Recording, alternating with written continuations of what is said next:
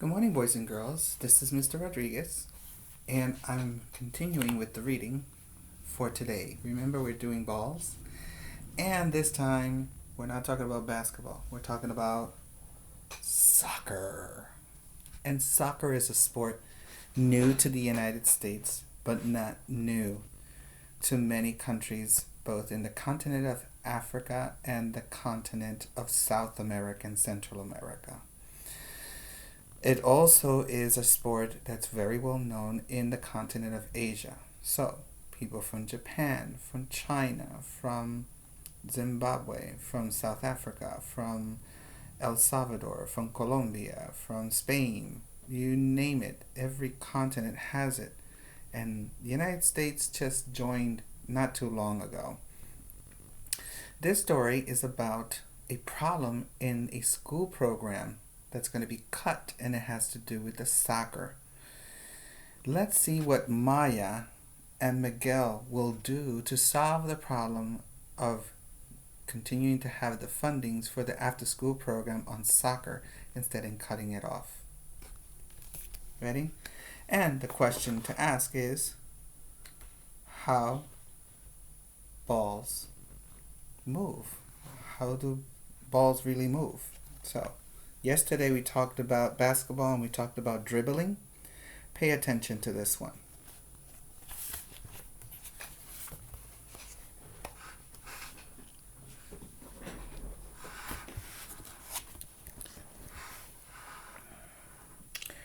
One afternoon, Maya hurried home from soccer practice. She dribbled her soccer ball as she ran. Near the Santos family's apartment, an athletic young man surprised Maya. He stole the ball away from her, then bounced it off his head. "Hey!" Maya shouted. So there's two things that you can do. You can bounce it, or you can dribble to move the ball. Let's see if you can catch this again. Maya's father laughed. "This is my new friend, Eddie Johnson," said Mr. Santos. "I met him when he was shopping at our pet store. Eddie plays on the Major League Soccer team FC in Dallas, Texas." "Sorry I stole your ball," Eddie told Maya. "When I see a soccer ball, I can't help myself." "Wow," Maya said. "A real-life soccer star? Eddie's coming over to our apartment to meet the family," said Mr. Santos. "Cool. Have you ever met a real player? A soccer player, a baseball player, or a basketball player? That should be a dream come true." "Eddie is staying for dinner," Abuela said. Maya smiled. "That's good news." Then Miguel rushed in, waving a piece of paper. "I have bad news," he announced. "They might cut the school soccer program. The school board is voting on the cut at the end of the week." So what does that mean, boys and girls? It means they're not going to have money for children to be in an after-school program on soccer. That's what it means. And kids need that. Mrs. Santo read the paper and frowned. "It's true," she said. "The board says they're having budget problems. Next year there may not be any more school soccer." Then Miguel noticed Eddie.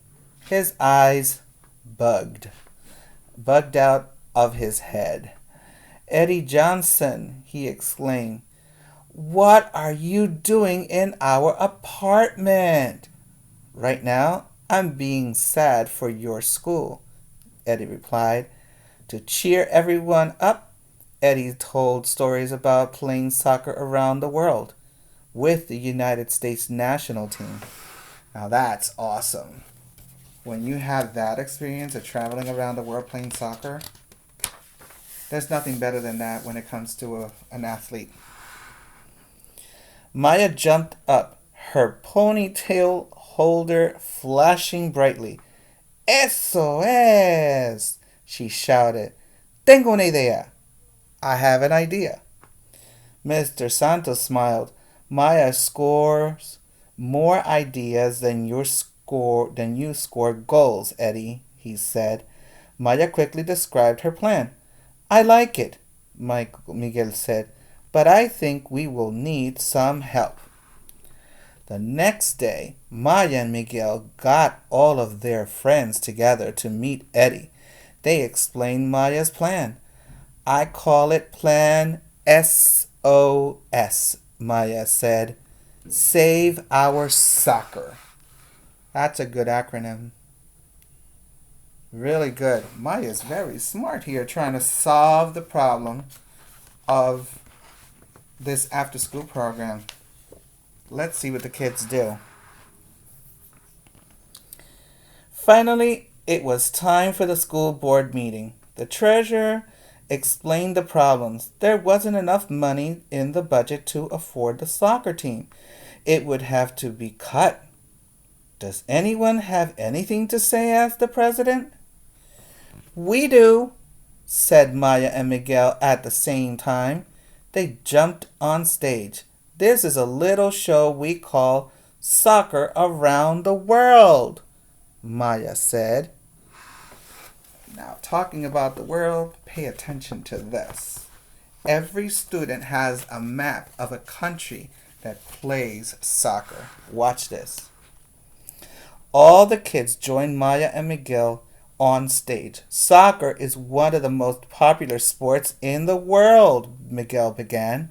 Many countries have a national team, Maya continued.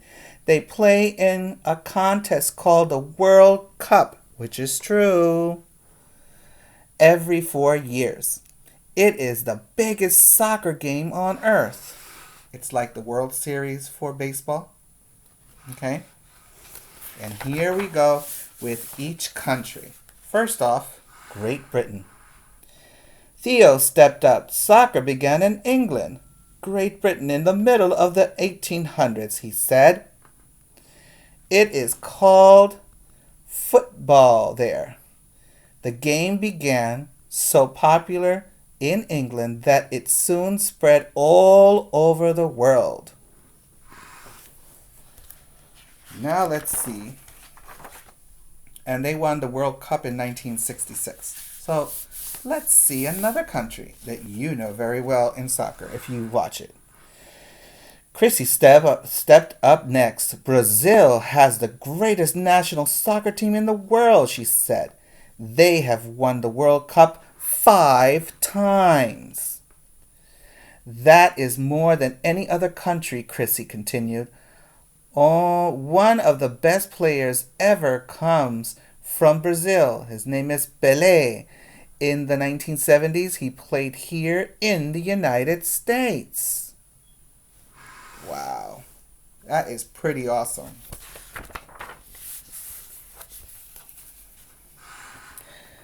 Next, it was Andy's turn. Soccer is usually played outside, he said, so it took a while to get popular in colder countries like Denmark and Sweden.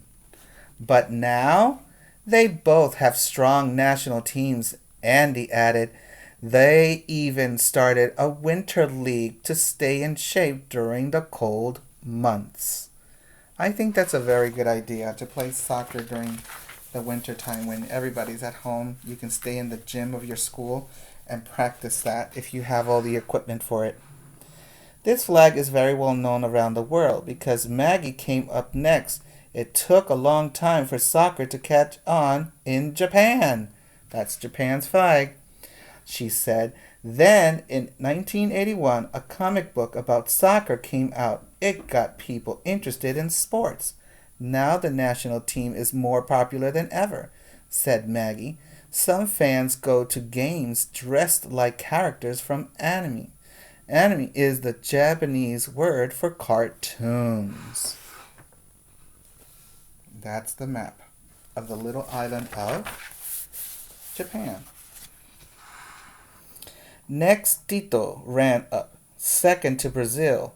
Italy has one of the best teams in the world, he said. They have won the World Cup 3 times, Tito explained. The national team wears blue jerseys. That is how they got their nickname, the Blue Squad. And that's the map of Italy, and that is the flag of Italy.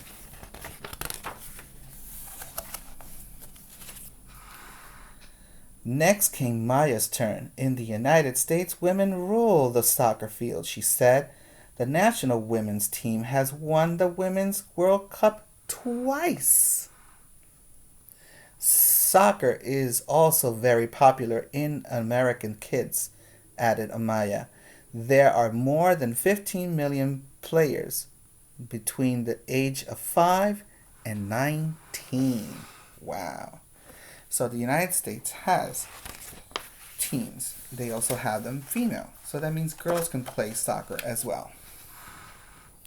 Now, let's hear from a real live soccer star, Miguel said.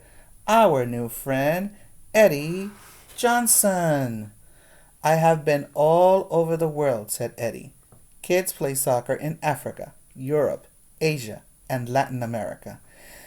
They stay in shape, they learn teamwork, and they have fun. Soccer makes their lives better. Do you think this is going to convince the board and solve the problem? Everything they're doing is excellent. What do you think? We need soccer in our school, Maya said. It is a way to connect us to the rest of the world, Miguel added.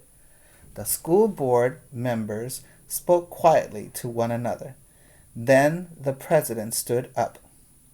You made a good case, she said. The soccer program is too important to cut.